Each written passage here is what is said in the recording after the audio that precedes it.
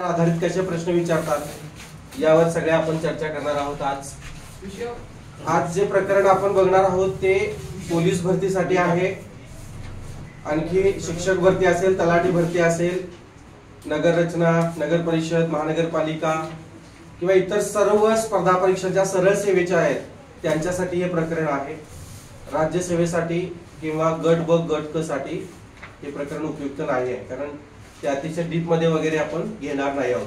फक्त क्लृप्ती वजा 1 मार्काला तुम्हाला प्रश्न येणार आहे, म्हणजे हे अक्षर गणवृत्त आहे की हे मात्रा वृत्त आहे, किंवा शार्दूल विक्रीडित या अक्षर गणवृत्तामध्ये किती अक्षरे येतात, हे अशा स्वरूपाचे साधे साधे प्रश्न तुम्हाला असतात आणि ते आपण काय करूया, क्लृप्ती वजा शिकूया।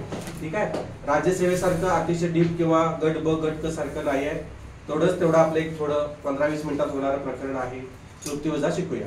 वृत्त म्हणजे काय आणि अक्षर गणवृत्त कोणते आहेत, मात्रा गणवृत्त कोणते आहेत, मात्रा वृत्त कोणते आहेत आणि महत्वाची किती आहेत आणि कोणती, आणि कोणकोणत्या अक्षर गणवृत्तावर सारखे सारखे प्रश्न येतात किंवा मात्रा वृत्त कोणकोणत्या मात्रा वृत्तांवर सारखे प्रश्न येतात।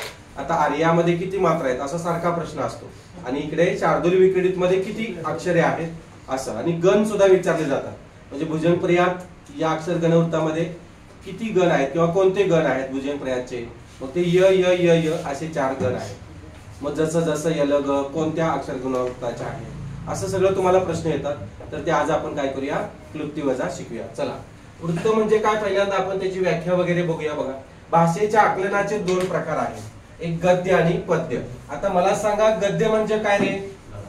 गद्य म्हणजे धडा की कविता? धडा, बरोबर आहे, गद्य म्हणजे धडा। आणि पद्य म्हणजे काय सांगा? कविता। पद्य म्हणजे कविता, बरोबर। यातील पद्य रचनेलाच काय म्हणतात बघा, पद्य रचनेलाच वृत्त असे म्हणतात। वृत्त म्हणजे काय? भाषेच्या आकलनाचे 2 प्रकार आहेत, एक गद्य आणि पद्य। यातील पद्य रचना जी आहे त्यालाच काय म्हणायचं, वृत्त असं म्हणायचं। तुम्ही काव्यवृत्त असं सुद्धा म्हणू शकताय, म्हणजे लक्षात ठेवण्याची ट्रिक्स आहे ती। वृत्त, काव्यवृत्त, काव्य म्हणजेच पद्य, लक्षात ठेवा। पद्य रचनेला भाषेच्या आकलनाचे 2 प्रकार, गद्य आणि पद्य, यातील पद्य रचनेला काय म्हणतात, वृत्त असे म्हणतात, असं तुम्ही म्हणू शकता। आता पद्य रचनेचे प्रमुख प्रकार कोणते आहेत बघा, पद्य रचनेचे प्रमुख प्रकार 3 आहेत। कोणकोणते बघा, एक छंद किंवा छंदवृत्त, हे दोन्ही मध्ये आहे बघा, याचं टोपण नाव आहे छंद किंवा छंदवृत्त म्हणायचे। त्याला अक्षर गणवृत्त म्हणायचं, त्याला किंवा अक्षर बंधन वृत्त। इथं अक्षरांचं बंधन असतं आणि तिथं मात्रांचं बंधन असतं। मात्रावृत्त त्याला जाती असं म्हणतात, त्याला मात्रा बंधन वृत्त म्हणायचं। 3 हे आहेत बघा पद्य रचनेचे 3 प्रकार, एक छंद किंवा छंदवृत्त, अक्षर त्याला अक्षर गणवृत्त म्हणायचं आणि त्यालाच किंवा अक्षर बंधन वृत्त म्हणतात, मात्रावृत्त त्याला जाती असं म्हणतात किंवा मात्रा बंधन वृत्त असं म्हणतात बघा। आता छंद आणि छंदवृत्त म्हणजे काय ते आपण इथं समजून घेऊया। छंदवृत्तात प्रत्येक ओळीतील अक्षर संख्या ठराविक असते, प्रत्येक ओळीतील अक्षर संख्या ठराविक, मग 8 असेल तर 8च असणार आहे प्रत्येक ओळीमध्ये। 4 ओळींचं काव्य असेल, 5 ओळींचं काव्य असेल किंवा 6 ओळींचं असेल, 8 ओळींचं काव्य असेल, तर प्रत्येक ओळीमध्ये अक्षरांची संख्या जी आहे ती ठराविक असणार आहे। अक्षरे ऱ्हस्व दीर्घ कशीही लिहिली असली तरी छंदवृत्तात प्रत्येक अक्षर बहुधा दीर्घ येतं, हा प्रश्न परीक्षेला येऊ शकतो बघा। काय की छंदवृत्तामध्ये अक्षर ऱ्हस्व किंवा दीर्घ कशी लिहिली असली तरी छंदवृत्तात प्रत्येक अक्षरे बहुधा दीर्घच असते असं म्हटलेलं आहे। प्रत्येक अक्षर कसे असते, दीर्घ असते, ऱ्हस्व असते असं तुम्हाला येईल, तर ते दीर्घ असतं असं लक्षात ठेवा छंदवृत्तात। आता मुक्त छंदात तसं नसतंय। मुक्त छंद म्हणजे काय, ज्या रचनेतील प्रत्येक ओळीत अक्षरांची ठराविक संख्या ही ठराविक नसते, त्याला मुक्त छंद असे म्हणतात। आता बरेचसे कवी हे मुक्त छंदात लिहितात, काव्य लिहितात। तुमचा हनी सिंग जो आहे तो काय करतो, मुक्त छंदामध्ये करतो। 4 बॉटल ओढका काम माझं रोजचं, रोज का म्हणजे यामध्ये 8 ना बूट आहे, काही त्याला अक्षरांची संख्या ठराविक नाही, काही नाही आहे, सरळ सरळ वाचल्यासारखं ते काव्य असते किंवा रॅप सॉन्ग वगैरे असते बघा ते। आज मी ते येणार आहे, तिथे मी जाणार आहे, असं मी करणार आहे, तसं करणार आहे, तो तिकडून आला, ही इकडून आली, दोघांची भेट झाली, मग त्याचं असं सगळं घडलं, हे वृत्त आहे, प्रकरण तुमच्या समोर ना, असं सगळं असते। म्हणजे याला काही काळी मात्राचा, काही अक्षरांची संख्या नाही, काही नाही, काय हा इकडून आला, तो तिकडून आला, कचरा उचलला, हे केलं, ते केलं, आहे की नाही, बरोबर का? घर मोडून मांडव बांधला, सगळं असं काही काही त्याला काही काळी मात्र त्याला मुक्त छंद म्हणायचं. समजलं का? सरळ सरळ वाचल्यासारखं असते, ते काव्यच असते पण मुक्त छंदात मांडले जाते बघा. तसं तुम्ही आपल्या शालेय जीवनामध्ये असं होतं का रे? शालेय जीवनामधल्या कविता अशा होत्या का मुक्त छंदामधल्या? आपण त्याला चाली लावायचो, काहीतरी यमक असायचा, बरोबर का? अक्षरांची संख्या किंवा वरची ओळ खालची ओळ कुठेतरी आपल्याला समान दिसायची, बरोबर ना? तर अशा हे मुक्त छंदामध्ये तसं नाही होत, लक्षात ठेवा. आता अक्षर गणवृत्त किंवा अक्षर बंधन वृत्त बघूया. ज्या रचनेत प्रत्येक ओळीत अक्षरांची संख्या सारखीच असते बघा, त्याला अक्षरांचं बंधन असतं. प्रत्येक ओळीत अक्षरांची संख्या तीच असायला पाहिजे. जर वरच्या ओळीमध्ये 8 अक्षर असतील तर खालच्या ओळीमध्ये सुद्धा 8च अक्षर असायला पाहिजेत. वरच्या ओळीमध्ये 12 अक्षर असतील तर खालच्या ओळीमध्ये सुद्धा 12च अक्षरे यायला पाहिजे. ओळीतील अक्षरांचा लघुगुरूचा क्रम सारखाच असतो, यतिस्थाने समान असतात, त्यास अक्षर गणवृत्त किंवा अक्षर बंधन वृत्त असं म्हणतात. आता लघुगुरू हा जो भाग आहे तो तुम्हाला याच्या आधी माहिती आहे, लघु म्हणजे काय, गुरु म्हणजे काय. आता लघु हा जो शब्द आहे तो कोणत्या चिन्हाने दाखवला जातो रे? तुम्हाला याच्या आधी मी शिकवलेला आहे, वर्णमाला या घटकात शिकवलेला आहे बघा. सांगा, लघु जो असतो हा कोणत्या चिन्हाने दाखवला जातो? यू आकाराने दाखवला जातो. आणि गुरु जो आहे तो वजा चिन्हाने दाखवला जातो. आता यती, इथं यती स्थाने म्हणलेलं आहे बघा, यती स्थाने समान असतात. आता यती म्हणजे काय रे? तर यती म्हणजे लक्षात ठेवा, यती म्हणजे काय? विराम. म्हणजे विरामाच्या ठिकाणी आपण काव्य म्हणत रचत असताना किंवा गद्य मधला एखादा धडा रचत असताना, काहीतरी लिहित असताना थोडं थोडं थांबतो, विराम. परवा विराम चिन्ह नावाचं प्रकरण आपण शिकलेलं आहे चांगल्या पद्धतीनं, तेही तुम्ही पाहिलेलं आहे बघा. तर विराम जिथं आपण थांबतो त्याला यतिस्थान म्हणायचं. कुठं थांबायचं? तिथं स्वल्पराम आला की त्याला यतिस्थान म्हणायचं. यतिस्थाने समान असतात, म्हणजे वरती समजा वरती 6व्या अक्षरावर यतिस्थान असेल तर खालती सुद्धा 6व्याच अक्षरावर काय असणार आहे? यतिस्थान असणार आहे. येते का लक्षात? हा, पुढे बघा.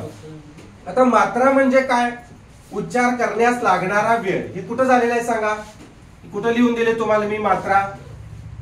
ऱ्हस्व स्वरांची 1 मात्रा असते, दीर्घ स्वरांची 2 मात्रा असतात. वर्णमाला नावाच्या घटकामध्ये आपल्याला झालेला आहे बघा, है ना? मात्रा म्हणजे उच्चार करण्यास लागणारा वेळ. आता लघुगुरु हा जो शब्द आहे बघा, लघुगुरु, ऱ्हस्व अक्षरांना लघु असे म्हणतात आणि दीर्घ अक्षरांना गुरु असे म्हणतात. हे तुम्हाला माहिती आहे याच्यात, बरोबर ना? हा, ठीक आहे. आता लघक्रम म्हणून जो असतो बघा, लघक्रम, हा बघा, लघक्रम. लघक्रम म्हणजे काय? लघुगुरूच्या क्रमालाच लघक्रम असे म्हणतात. लघुगुरूच्या क्रमालाच लघक्रम असे म्हणतात. आणि यती म्हणजे काय बघा? कवितेचे चरण म्हणताना आपण मध्येच काही अक्षरानंतर थांबतो, त्या थांबण्याला काय म्हणतात किंवा त्या विरामाला काय म्हणायचं? यती असं म्हणायचं. समजलं? मी तुम्हाला याच्या आधी सांगितले यती म्हणजे काय, समजलं का? आता यतिभंग. यतिभंग म्हणजे काय बघा? शब्दाच्या मध्येच थांबावे लागत असेल तर त्याला काय म्हणायचं? यतिभंग असे म्हणायचं. याला स्टार्ट करून ठेवा कारण हे परीक्षेला तुम्हाला येते. यतिभंग म्हणजे काय? शब्दाच्या मध्येच थांबावे लागत असेल तर त्याला काय म्हणायचं? यतिभंग असे म्हणतात. आता गण म्हणजे काय बघा? वृत्ताची लक्षणे ठरविताना लघुगुरु क्रम मांडून अक्षरांची 3-3च्या गटात जी विभागणी केली जाते त्याला काय म्हणायचं? गण असे म्हणतात. गण याचं सुद्धा हे लक्षात ठेवा. गण म्हणजे काय? बघा काय म्हटलेलं आहे? अक्षरांची 3-3च्या गटात काय केली? विभागणी केली जाते असं म्हटलेलं आहे बघा. 3-3च्या गटात, हे बघा, त्याला गण असे म्हणतात. लक्षणे, वृत्ताची लक्षणे ठरवताना लघुगुरूचा क्रम मांडायचा, लघुगुरूचा, आणि अक्षरांची 3-3च्या गटात जी विभागणी केली जाते तिला काय म्हणायचं? गण असं म्हणायचं. समजा एखादं काव्य आहे, 4 ओळींचं काव्य आहे, तर तिथं प्रत्येक अक्षरात, आता हे बघा, समजा इथं असं हे आहे दिलेलं आहे, असं करूया, इथं 3 अक्षर झाले की 1 गण झाला म्हणायचा. 3-3चा गट पाडायचा, इथं दुसरा गण झाला म्हणायचा. इथं बघा, इथं 3 झाले, इथं 3 अक्षर आहेत, इथं 3 अक्षर आहेत, है ना? 1 2 इथं 3 अक्षर आहेत, 1 2 3 इथं 3 अक्षर आहेत, आणि शेवटची 2 आहेत बघा. म्हणजे शेवटची 2 उरली तर इथं ल लिहायचं आणि इथं ग लिहायचं असं. म्हणजे समजा तुम्हाला काव्य दिलंय, एकूण 4 ओळीचं काव्य असेल, हे काव्य आहे, ही ओळ आहे, ही एक ओळ आहे, तर 3-3चे गट पाडायचे लक्षात. आणि मग इथं 3 आहे, इथं 3 आहे, इथं 3 आहे, इथं 3 आहे, आणि इथं 2 आहे, तर 3 2 6 3 9 3 12 2 14, म्हणजे इथं हे 14 आहे. मग 14 अक्षर कोणत्या गणवृत्ताचे आहेत ते आपण काय करायचं? उत्तरात दाखल सांगायचं. समजा इथं 12 भरलीत, समजा आता तुम्ही ही पहिली ओळ आहे, दुसरी ओळ आहे, 1 2 3 आणि 4. इथं 3 आहे, 3 आहे, 3 आहे, 3 आहे. इकडे काय नाही आहे द्यायचं आहे. तर 12 अक्षरं भरली, 12 अक्षरं भुजंगपर्याय. म्हणजे त्या काव्यामध्ये 12 अक्षरं भरली. अक्षरं कशी मोजायची? आता तुम्ही म्हणाल की सर याला 3 मोजायचं का? क्ष मध्ये क अधिक श अधिक 3 अक्षरं मोजायची का? असं मोजायचं नाही. याला काय करायचं तुम्ही? याला एकच मोजायचं, याला एकच मोजायचं, एकच एकच एकच असं लक्षात. ते जोडाक्षर असू दे नसू दे. येतं लक्षात? मी मुद्दाम इथं काव्य घेतलेलं नाही तुम्हाला. तर कविता घेऊन परत ते समजावून सांगत बसायला तुम्हाला त्याची गरज नाही आहे. फक्त 1 मार्काला परीक्षेला प्रश्न विचारला जातो याच्यावर आधारित. आपल्याला काय समजा काव्य आलं तर काय करायचं आहे? त्याची अक्षरं मोजायची. काय करायचं? अक्षरं मोजायची आणि मोजून जेवढी अक्षरं भरतील तेवढं काय करायचं? लक्षात ठेवायचं. समजा 12 भरली तर भुजंगपर्याय, 14 भरली वसंतलिका, 19 भरली शार्दूल विक्रीडित, असं सगळं तुम्हाला मात्र हे लक्षात ठेवायला पाहिजे तुम्ही. शार्दूल विक्रीडितला किती अक्षर येतात, भुजंगपर्यायतला किती अक्षर आहेत, वसंतलिकाला किती अक्षर आहेत, मंदारमाला, मंदारकांत्रा, हे सगळं असं. तर आपण आता काय करूया? लक्षात ठेवूया हे. आता भुजंगपर्यायत हे अक्षरगण वृत्त आहे. भुजंगपर्यायत जरा वर घेतो बघा. भुजंगपर्यायत हे अक्षरगण वृत्त आहे. याचे अक्षर किती आहेत बघा? 12 अक्षर आहेत. किती अक्षर आहेत? भुजंग म्हणजे कोण? साप. भुजंग म्हणजे साप. सापाला आपण य य य य फडी समजलं का? य य य य सपना य असं करायचं. आणि यती 6व्या स्थानावर, म्हणजे 12 अक्षर असणार आहेत. 6व्या अक्षरावर आले की थांबायचं. यती म्हणजे काय? विराम, थांबायचा. म्हणजे आपण सलग एखादं वाक्य वाचतो का रे? नाही वाचत, थोडं थोडं थांबतो. त्या थांबण्याला यती म्हणायचं. आलं लक्षात? यतीची व्याख्या विचारली तर सांगायचं. ठराविक अक्षरानंतर थोडस थांबतो, त्या विरामाला काय म्हणायचं? यती असं म्हणायचं. भुजंगपर्यायत भुजंग म्हणजे किती? 12. आता ही 12 कशी ठरवायची? 12 कशी आली ती? प्रत्येक 3-3 चे गट असतात प्रत्येक याच्यात. इथं 3 आहे, इथं 3 आहे, इथं 3 आहे, इथं 3 आहे. प्रत्येक गण जे आहे ते 3-3 चे आहेत बघा. 3 चौक 12. इथं लक्षात? इथं समजा 13 असती तर इथं ग आला असता. य य य य ग. 14 असती य य य य ल आणि ग. शेवटचे 2 असतात ल आणि ग चे असतात. बरोबर आहे का? आता इथं बघा ल किंवा ग किंवा ग ग असतात बघा. समजलं? भुजंगपर्यायत भुजंग कसं करायचं? 4 बोट जुळवायची. 4 4 त्रिकम 12. य य य य राहील लक्षात? 4 त्रिकम 12. 6व्या अक्षरावर येते. यती विचारत नाही तुम्हाला. आता वसंतलिका बघा. वसंतलिका, वसंतलिकामध्ये किती आहेत बघा? 14 अक्षर आहेत. 14 कोणकोणते आहेत बघा? त भ ज ज ग ग. त ला 3, भ ला 3, ज ला 3, ज ला 3, ग ला 1 आणि ग ला 1. हे मोजा. 3 2 6 9 12 13 आणि 14. त भ ज ज ग ग. वसंतलिका लक्षात ठेवा 14 अक्षर आहेत. भुजंगपर्यायत किती?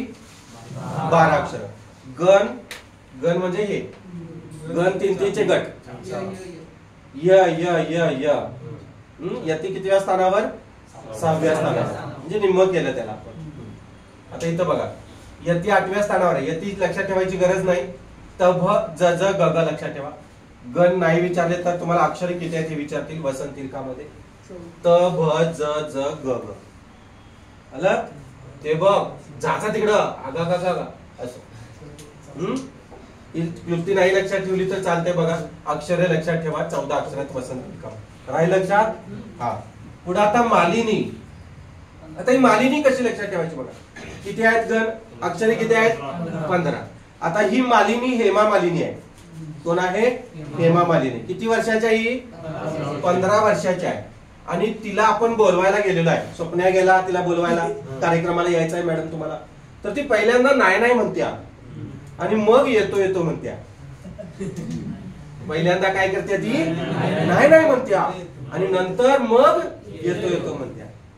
स्वप्न्याचं डील ठरलं असेल चांगलं ना, काहीतरी त्यांचं हे पॅकेज व्यवस्थित ठरलं आणि मग ती म्हणते ठीक आहे. मालिनी, हेमा मालिनी बघा आजही ती 15-16 वर्षासारखी दिसते लांबून बघितली तर. दुरून डोंगर साजरे. अक्षरे किती? किती अक्षर? 15 अक्षर आहेत. आणि गण मालिनी कसं न न म य य, पहिल्यांदा ती नाही नाही म्हणते, नंतर येतो येतो म्हणते. 3 2 6 9 12 15. लक्षात? नाही नाही म्हणते पहिल्यांदा, मग येतो येतो म्हणते. सुरुवातीला गेले की ती कशी येणार एवढ्या लांब कोल्हापूरला? मग स्वप्न्या म्हणला आम्ही डबल पॅकेज देतो मॅडम, हे करा ते करा, आमच्या सक्सेस करिअर अकॅडमी मध्ये तुम्ही जरा प्रचारासाठी या, जाहिरात होईल तुमची तेवढी. सारखं प्युरिफायची जाहिरात कशाला करताय? आमच्याकडे पण या. असं येते 8व्या स्थानावर. समजलं? मालिनी किती अक्षरे? किती? 15. गण न न म य य, पहिल्यांदा ती नाही नाही म्हणत्या, मग येतो येतो म्हणत्या. ठीक आहे. आता मंदाक्रांता बघा. मंदाक्रांता ही 17 वर्षाची आहे, मालिनीपेक्षा 2 वर्षानं मोठी आहे. मंदाक्रांता किती वर्षाची आहे? 17 वर्षाची आहे. आता स्वप्न्या तिला बोलवायला गेला. आता ती काय म्हणते बघा. बघा कसं आहे, गण म भ न त त ग ग. स्वप्न्या मालिनी जरा भाव खायला लागल्या. मग इथं आला सर. मालिनी पहिल्यांदा नाही नाही म्हणली, मग येतो येतो म्हणली. मग सर म्हणले असं का करते ती? आणि नाही आली तर काय करायचं? त्या मंदाक्रांतीला बोलव जा कळ्यातल्या. मग ती 17 वर्षाची आहे. स्वप्न्या म्हणला हो ती 17 वर्षाची आहे. आपण म्हणलं असू दे की काय होते. मग तरी सुद्धा सुधाकर सर काय म्हणले, बघ ती मालिनी येते का बघ जा, नाहीतर मी आहेच ग, अशी मंदाक्रांता म्हणते. काय म्हणते बघा. मालिनी ही मंदाक्रांता काय म्हणते, मालिनी येत्या काय बघा जावा, नाहीतर मी आहेच ग. आलं लक्षात? मभन तत ग ग. तत 2 वेळा आहे आणि ग ग 2 वेळा, लक्षात ठेवा. मालिनी येत्या का बघा जावा. आता बघा जावा तिथं बघा जावा असं करूया. हा, नाहीतर ती काय म्हणत्या, नाहीतर मी आहेच ग, असं ती स्वप्न्याला म्हणत्या. कोण? मंदाक्रांता. ही 17 वर्षाच्या म्हणजे 17 अक्षर आहेत. म भ न त त ग ग. आलं लक्षात? हा, म भ न त त ग ग. राहील का लक्षात? मालिनी येत्या का बघा जावा म्हणजे म भ, नाहीतर म्हणजे न, तर म्हणजे तत ग ग. बघा 3 2 6 3 त्रिका 9 3 चौक 12 3 5 15 आणि या ग ला 1 1 असते बघा. इथं 1 येते, किती झाले? येते लक्षात? म भ न त त ग ग. लक्षात ठेवा.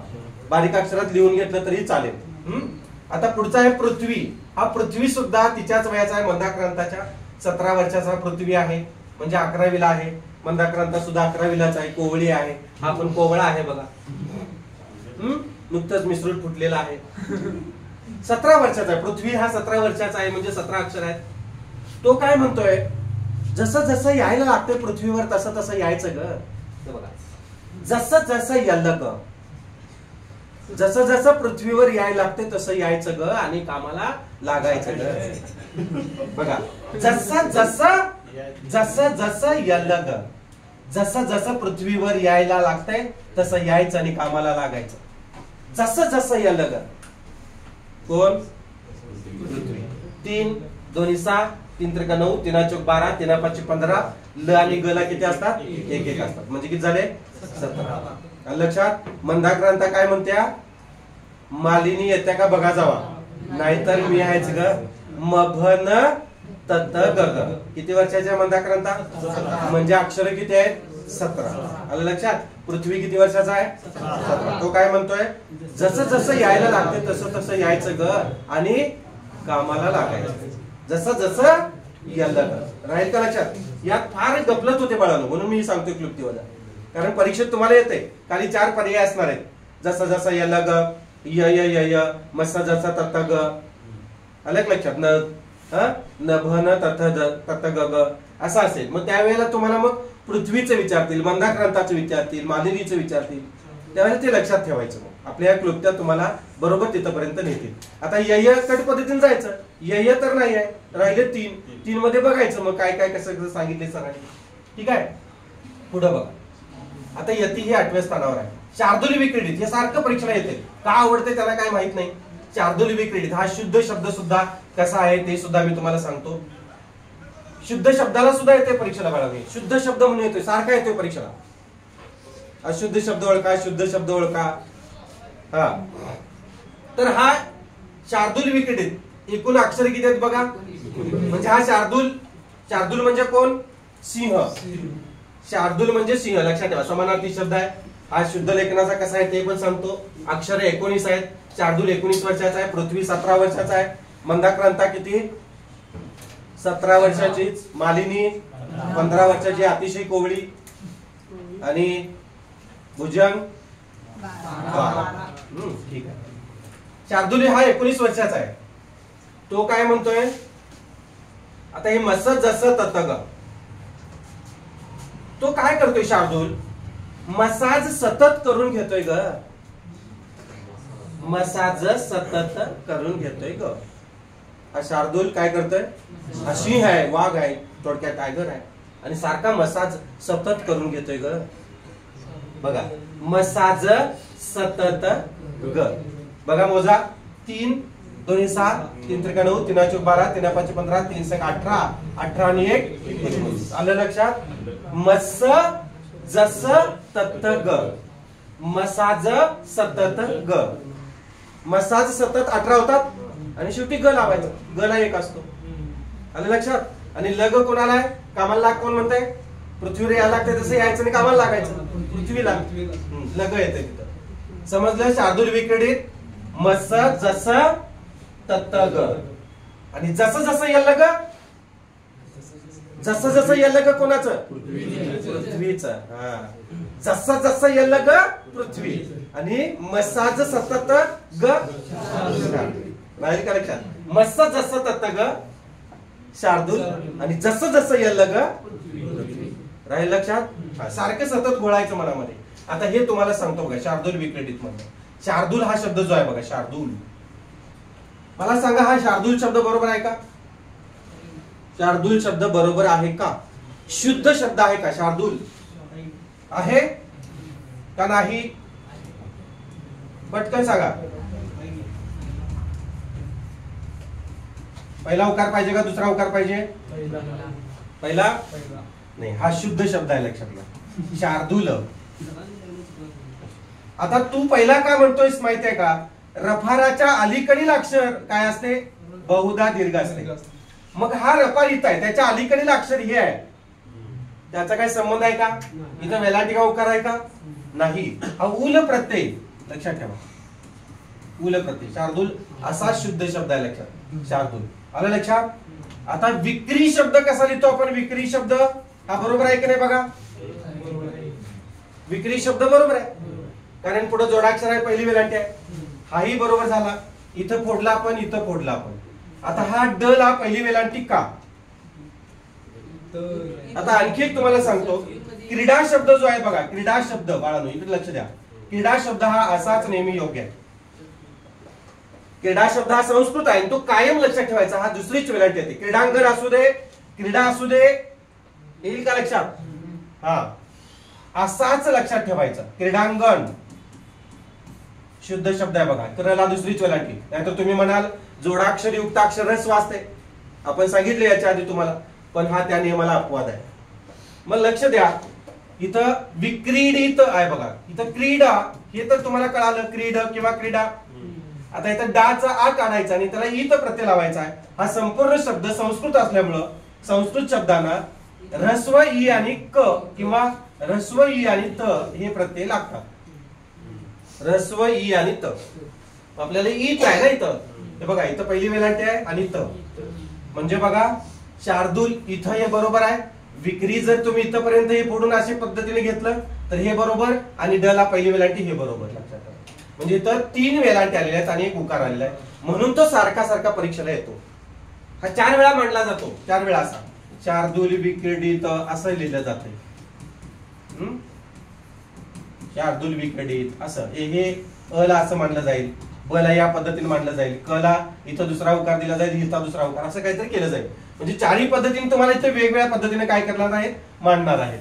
तर तुम्ही तो शुद्ध शब्द या पद्धतीने व्यवस्थित काय करायचा आहे? चेक करायचा आहे, सोडवायचा आहे. आता हा विक्री शब्द आहे, तर क्रीला पहिली वेलांटी येतच नाही, बरोबर आहे का? आणि हा पहिला उकार येत नाही, त्यामुळे हे चुकतंय.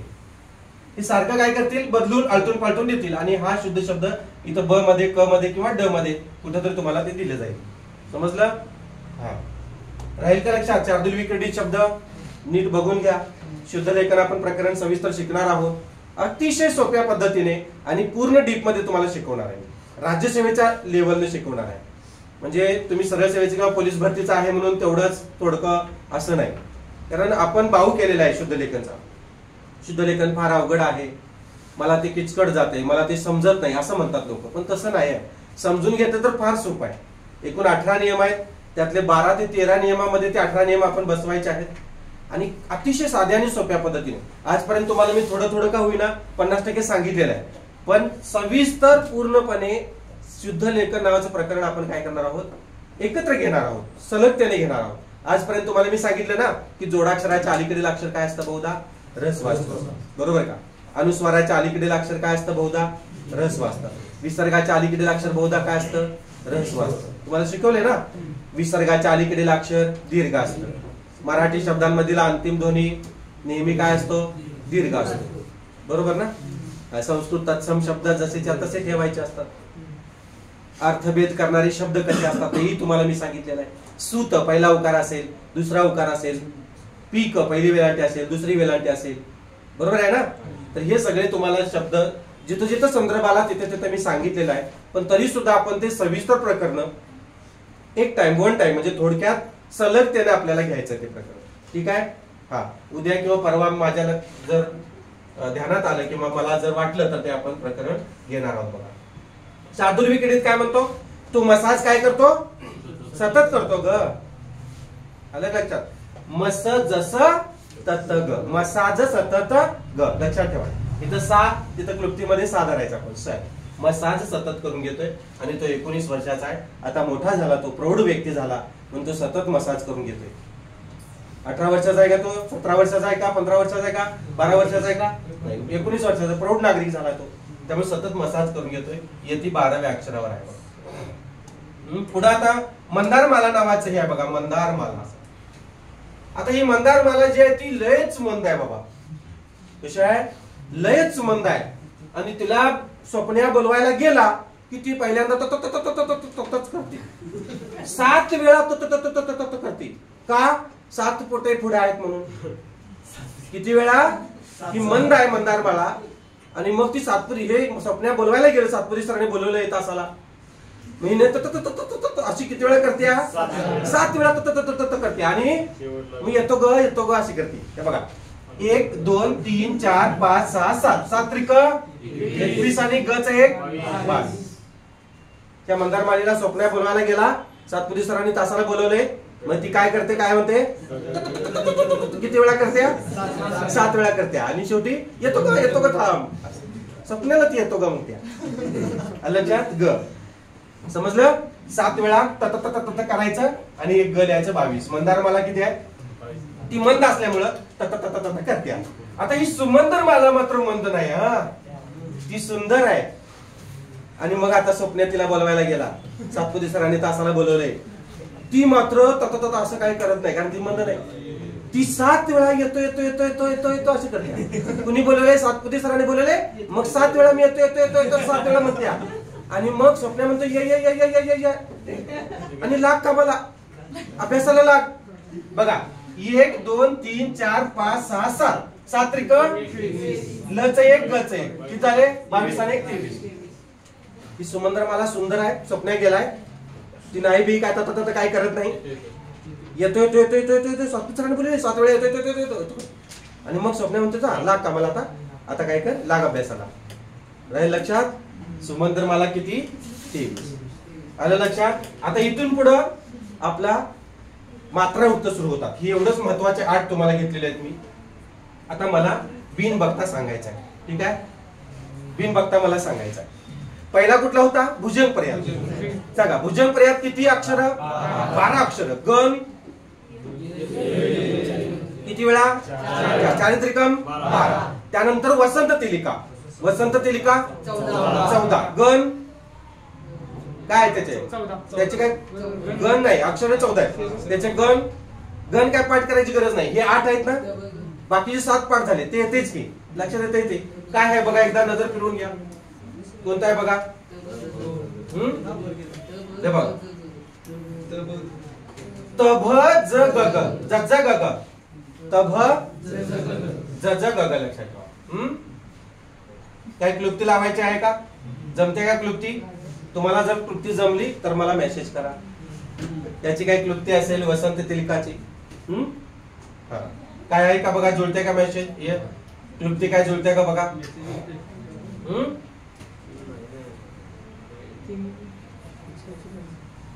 काय तळून भज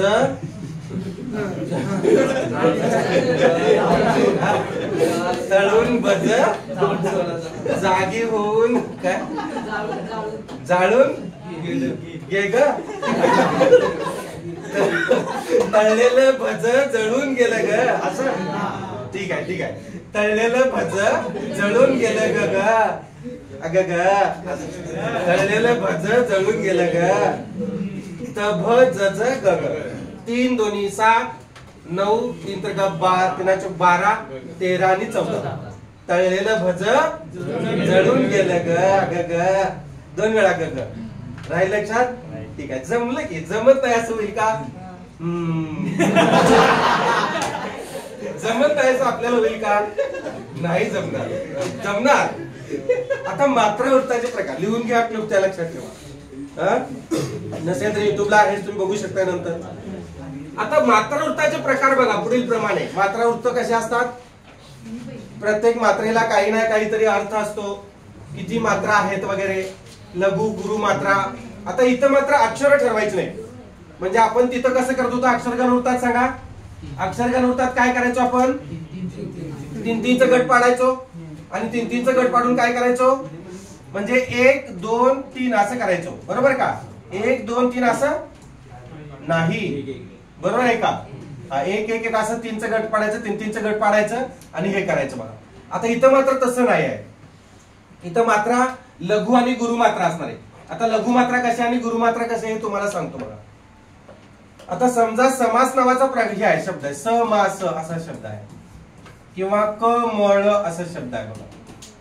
मग मला सांगा, स ला लघु की गुरु? स हा लघु आहे की गुरु आहे? म्हणजे हे ऱ्हस्वाक्षर आहे का दीर्घाक्षर आहे? ऱ्हस्व आहे ना. इथं काना वेलांटी मात्रा काहीच नाही. तर इथं काय येणार? लघु येणार. लघु हा असा यू, बालाजीचं चिन्ह यू आकाराने दाखवलं जातो. बरोबर आहे का? आणि इथं दीर्घत्व आहे.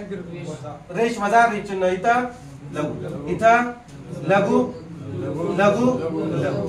आता लक्षात आलं? लघु चिन्हाची किती मात्रा असते? लघु चिन्हाची 1, गुरु चिन्हाची 2 मात्रा असते. बरोबर आहे का? शिकलोय की आपण वर्णमालेमध्ये. ऱ्हस्वाक्षराची 1 मात्रा आणि दीर्घाक्षराची 2 मात्रा. आणि प्लुतची 3. प्लुत नावाचा संस्कृत प्रकार होता, त्याची 3 अतिशय लांबट उच्चार होतो त्याचा.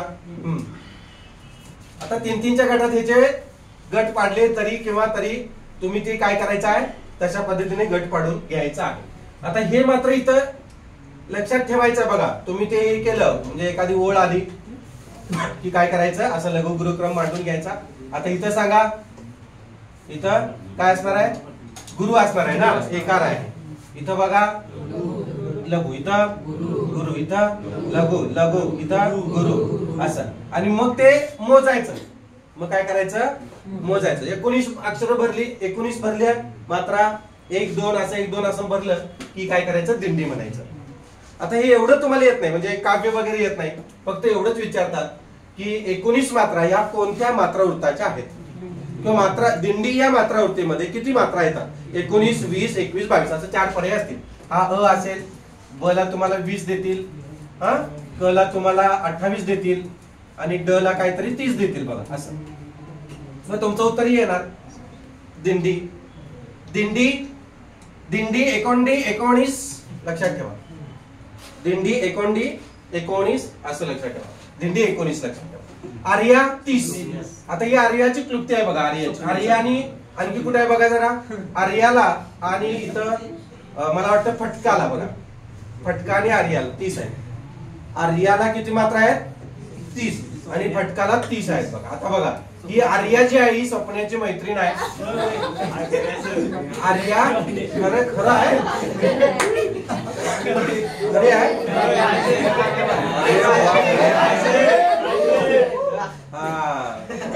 तरीच म्हणलं स्वप्ने का बीजी सारखा असतोय. आता ही आर्या बघा, इथं लक्ष द्या, लक्ष द्यायचं. इथं 3 आहे, दिसते का रे 3? इथं 3 दिसते? दिसते का 3? हा, तिनं स्वप्नाला चुना लावलाय.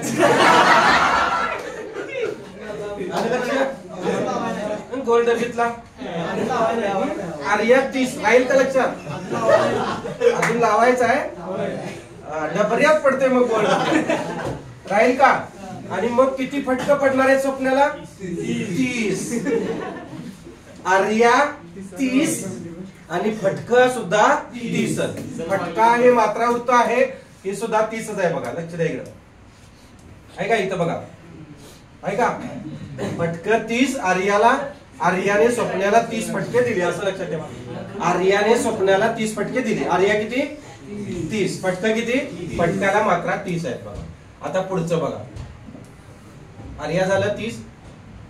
हे अर्धसम मात्रावृत्त आहे. संस्कृत मध्ये याला गीती असे म्हणतात. हे पण लक्षात ठेवा. अर्धसम मात्रावृत्त आहे आणि संस्कृत मध्ये त्याला गीती असे म्हणतात. कोणत्या मात्रावृत्ताला गीती असे म्हणतात संस्कृत मध्ये? तर आर्या मात्रा. आणि हे अर्धसम मात्रावृत्त कोणतं आहे? तर आर्य आहे. आलं लक्षात? अर्धसम सपन्याला अर्धच केले तिने, पूर्ण अजून काय होकार दिलेला नाही. पादाकुलक. आता लक्ष द्या. पादाकुलक छान नाव आहे. 16वं वरीस डोक्याचं, पादाकुलक मोक्याचं आहे ना. आता 10वीला आपण गेलो की आपलं वय 16 असते, बरोबर आहे ना. आणि 10वीला भरपूर अभ्यास, हालचाल करता येत नाही. कुठं जरा फिरायला गेले की गल्लीत गेलं वगैरे की लोक काय म्हणतात, अरे 10वीला आहेस ना रे, फिरायलाच कशाला, जा अभ्यास कर जा. घरातली सुद्धा बघा. मग ते सारखं बसून बसून बसून काय होतंय, आणि त्यात फुटानं खाल्लं तर 10वीला 16 वर्षे पादाकुलक 16. लक्षात ठेवा. राहील लक्षात? हा. आता हा चंद्रकांत जो आहे तो 26 वर्षाचा आहे. किती? आणि सूर्यकांत 27 वर्षाचा आहे. आपला सूर्यकांत सर, सूर्यकांत सावंत सर 27 वर्षाचे आणि त्यांचे भाऊ चंद्रकांत 26 वर्षाचे. राहील लक्षात? चंद्रकांत 26, सूर्यकांत 27. सु स 27 मध्ये स सत्ता. लक्षात ठेवा. सावंत सत्ता. सूर्यकांत 27 वर्षाचे, चंद्रकांत 26 वर्षाचे. राहील? सर 26 वर्षाचे नाही, 30 प्लस आहेत. हा, 34 काहीतरी वय सरांचं. बुजुर्ग आहेत सर. कोरोनामध्ये वाचले. लक्षात घ्या. फार म्हणजे गेलेच असते, पण ते सुदैव म्हणून वाचले. तिथून ते जे घायला आले ते आले. ते खूप छान होते पहिले, दिसायला वगैरे स्मार्ट होते. ते कोरोनामध्ये जसं ते हँग झाले पा, शरीराची ही प्रकृती सगळी पूर्ण त्यांची डीप झाली, असं झालेलं. नॉलेज भरपूर आहे सरांच्याकडं. तुम्ही जर बारकावेला ऐकला, तर आम्ही एमपीएससीचा अभ्यास केलाय म्हणून आम्हाला ते जाणवते. तुम्ही कसं असं वरवर नाही घेताय, जेव्हा ते सांगत असतात तुम्ही त्यांच्याकडे लक्ष देत नाही व्यवस्थित. पण बारीक जर विचार केला ना, मेंटली विचार केला व्यवस्थित, तर जे अवांतर वगैरे भरपूर सांगतात बघा सर. खूप छान छान सांगतात. आता सांगण्याची प्रेझेंटेशनची त्यांची कला वेगळी आहे. ते काय मूळचे शिक्षक नाहीत आमच्यासारखे, मार्गदर्शक आहेत. मार्गदर्शक आणि शिक्षक यात फरक असतो मला. त्यामुळे ते मार्गदर्शक आहे. आणि जीकेचा शिक्षक हा फिक्स एक शिक्षक नसतो. कारण का, प्रत्येक शिक्षकाचं त्याचं क्वालिफिकेशन त्याच्या विषयापुरतं मर्यादित असतं. आणि जनरल नॉलेज जे आहे तुमचं, ते सगळं विषय एकत्र आहे. याच्यामध्ये भूगोल पण असतो, इतिहास पण असतो, नागरिकशास्त्र आहे, अर्थशास्त्र आहे, चालू घडामोडी, सगळ्यांचा अर्थ आहे. त्या माणसानं करायचं काय, बरोबर ना. आता मी स्पेशली मराठीमध्ये माझं सगळं शिक्षण, डीएड, बीएड, एमए, बीए सगळं स्पेशली झालेलं आहे. तर त्यांचं तसं नाही आहे. त्यांचं क्वालिफिकेशन वेगळं आहे. मग तेवढाच विषय घेऊन शिकवलं तर काय होईल, ते परफेक्शन होईल. सगळं शिकवायचं आहे तुम्हाला. त्यामुळे त्या सगळ्या विषयांचा त्यांनी अभ्यास केला आधी. लक्षात 3, 4, 5 वेळा मुख्य परीक्षेपर्यंत गेलेले आहे. एमपीएससी राज्यसेवा, नॉट अ जॉब. अलग लक्षात, राज्यसेवेची मुख्य परीक्षेपर्यंत जाणं एवढं सोपं नाही बघा. तुम्ही बघा पेपर एकदा, आणि मल्टिलायझेशन आहे, एका वाक्यात काहीच नसतंय. सूर्यकांत किती? 27 वर्षाचा. आणि 26 वर्षाचा कोण? चंद्रकांत. पादाकुलक आर्या फटके 30. आता ही साकी बघा, साकी रे साकी है ना. साकी ही किती वर्षाची बघा? 28 वर्षाची आहे. लक्षात. साकी 28 आहे. 26 कुठं? मराठी लिहिले ना काय? अरे 2 आणि 8 आहे बाळा, 8 असा आहे रे. जरा ते मिस्टेक झालेली आहे माझ्याकडून सोडा. आता ही नववधू 16 वर्षाच्या बघा, माफ करा त्याबद्दल. तसं होतंय काय, तुम्हाला कसं लक्षात येईल तशा पद्धतीने केलेलं घेतलेलं बघा, लक्षात ठेवायचं आहे. साकी ही 28 वर्षाची, लक्षात घ्या. साकी लक्षात, ही स्वप्नाची लांबची मैत्रीण. ती 28 वर्षाची आहे आणि त्याची आर्या 30 वर्षाची.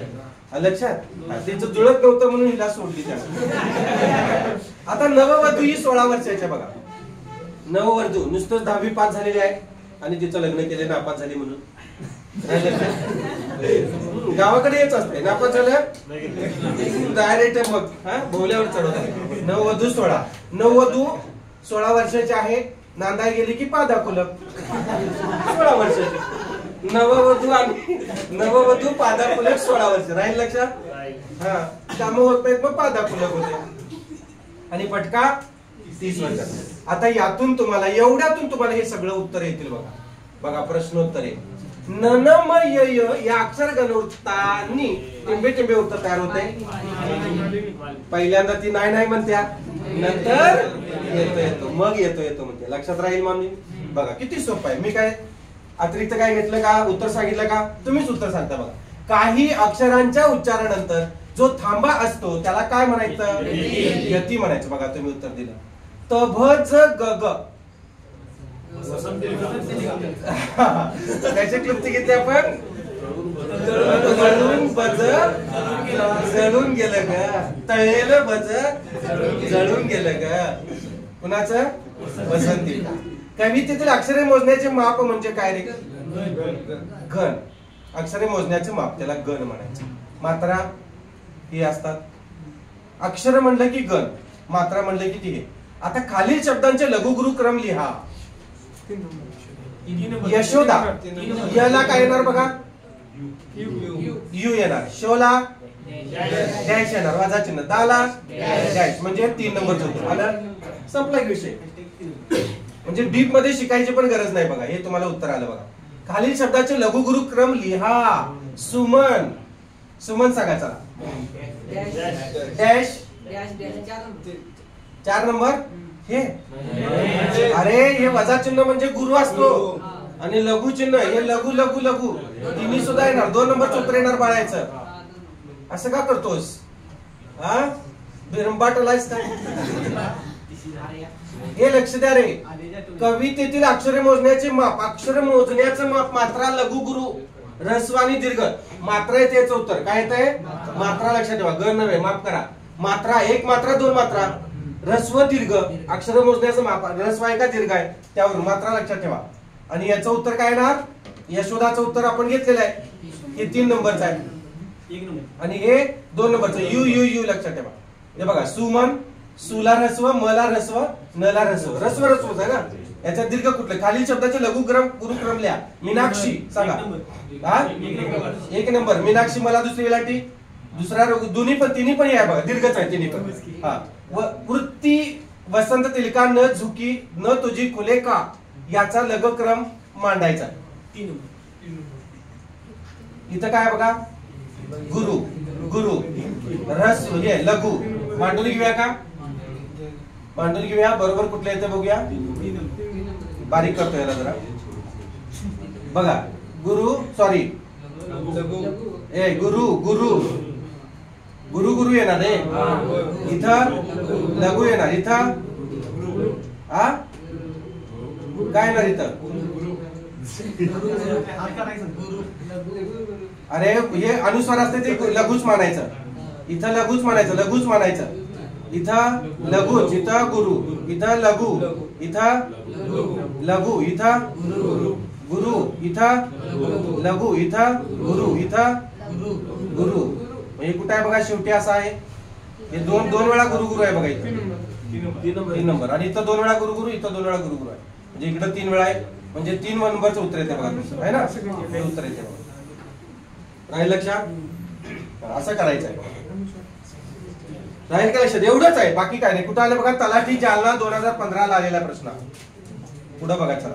वृत्ताचे 4 चरण मिळून टिंबे टिंबे होते. अहमदनगर तलाठीला वृत्ताचे 4 चरण मिळून श्लोक काव्य होत नाही, अभंग होत नाही, आर्या होत नाही, श्लोक उत्तर येते.